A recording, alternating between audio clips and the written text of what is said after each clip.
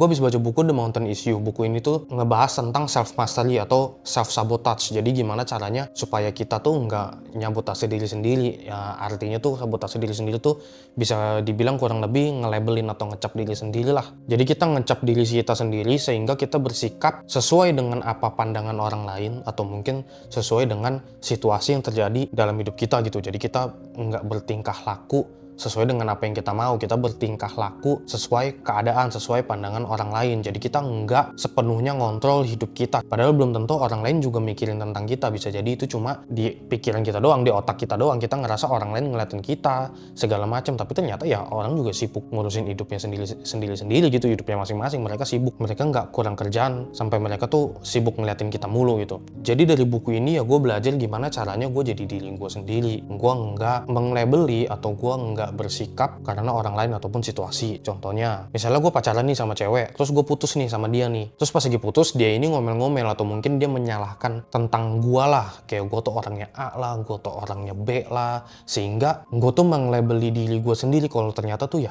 berarti gue orangnya A ya. Oh, berarti gue B ya, berarti gue gak pantas ya punya cewek ya. Dan karena kejadian itu, gue ngecap diri gue tuh ya berarti gue orang yang seperti itu. Bahkan kasus parahnya tuh ada orang yang ngerasa berarti dia nggak pantas gitu, mereka nggak pantas buat pacaran sama orang karena dia ngerasa dirinya itu kurang worth, kurang berharga buat orang lain. Atau misalnya gue mau belajar sesuatu hal yang baru, misalnya gue mau belajar mat, sebulan 2 bulan gue belajar mat, terus gue ikut ujian, ternyata hasil ulangan gue jelek. Dan berdasarkan hasil ulangan gitu, hasil ulangan gue tuh misalnya gue dapat 50 lah, gue langsung melabel itu, gue langsung ngecap diri gue, ih berarti gue bego dong mat, berarti buat apa gue belajar, kayaknya udah gak bisa deh, habis itu udah gue nyerah. Yang bikin gue berarti nggak confident, bikin gue berarti nggak percaya diri karena kejadian itu tuh. Dan di buku yang gue baca ini, The Mountain Issue, dia ngajarin ya gimana cara kita ketika terjadi sesuatu atau misalnya ketika orang ngecap kita sesuatu, gimana caranya tuh kita nggak berlarut-larut. Kita harus nyari tahu gimana caranya ya ngatasin itu. Kalau misalnya gue pacaran terus ternyata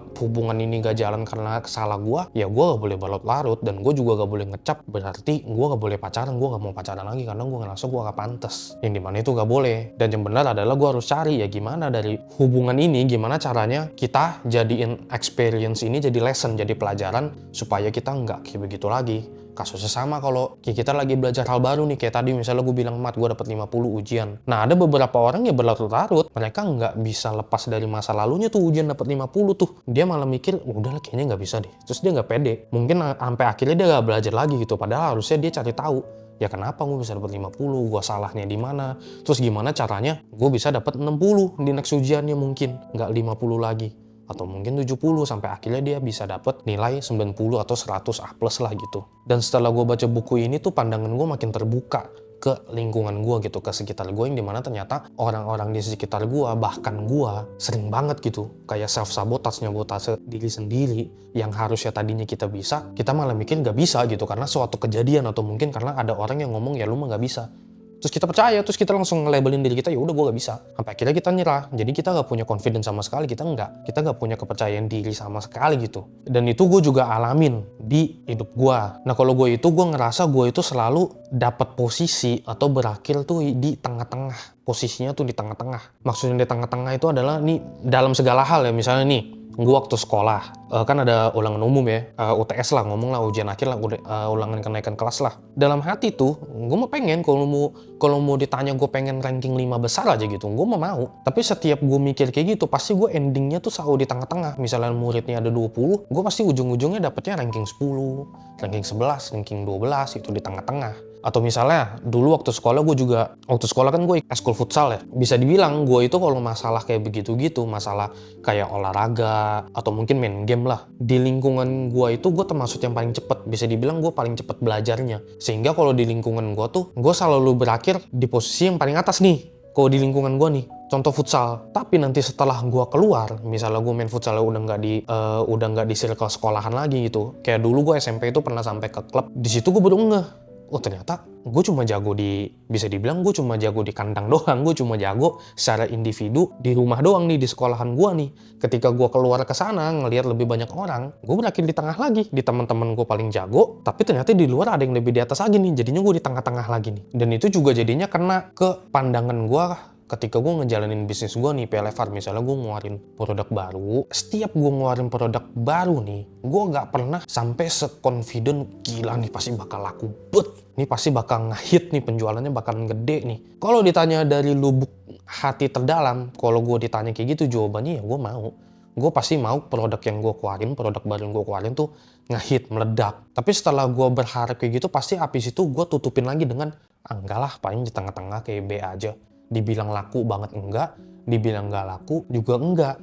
Jadi ya di tengah-tengah aja lah. Sampai sekarang gue suka mikir kayak gitu, selalu apapun yang gue lakuin pasti ya hasilnya kayak di tengah-tengah aja, nggak jelek, nggak bagus, jadi di tengah-tengah. Dan itu terjadi ya karena dari dulu, dari gue zaman sekolah, gue selalu dapat posisi di situ, gue selalu dapat posisi di tengah-tengah, yang sehingga gue ngerasa ya berarti emang gue layaknya cuma di tengah-tengah. Dan ketika gue mikir gue cuma layak di tengah-tengah, secara otomatis ketika gue ngelakuin sesuatu nih sekarang nih, misalnya nih apapun yang gue lakuin, secara gak langsung sebenarnya tuh effort atau usaha yang gue keluarin tuh ya memang bukan effort atau usaha-usaha yang dikeluarin sama mereka yang sampai titik tertinggi.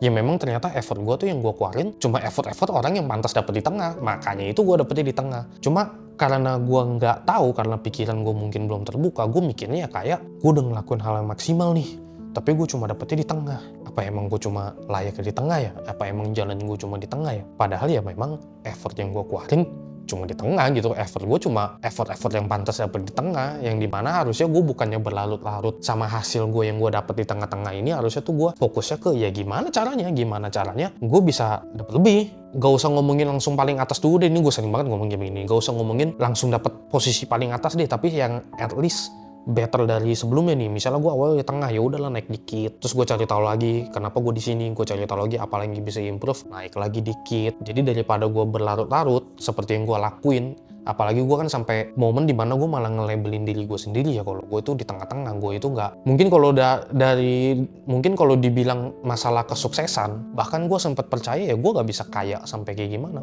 Karena gue yakin ya gue cuma di tengah, paling kaya-kaya biasa aja. Jadi gue udah nge-labelin diri gue sendiri gitu. Ketika gue nge-labelin kayak gitu, jadinya setiap gue mau ngelakuin sesuatu, gue jadi gak mau ngeluarin effort yang maksimal. Karena gue selalu mikir, ya ngapain gue ngeluarin effort maksimal kalau ujung-ujungnya gue di tengah. Dan itu yang salah dari mindset gue. Dan itu yang harus diubah. Gue harus bisa ya evaluasi, gue harus bisa nerima ya effort gue itu belum pantas buat dapetin posisi atas. Emang effort gue itu berarti ya pantasnya di situ aja. Gue harus cari tahu kayak ya gimana caranya gue improve gitu.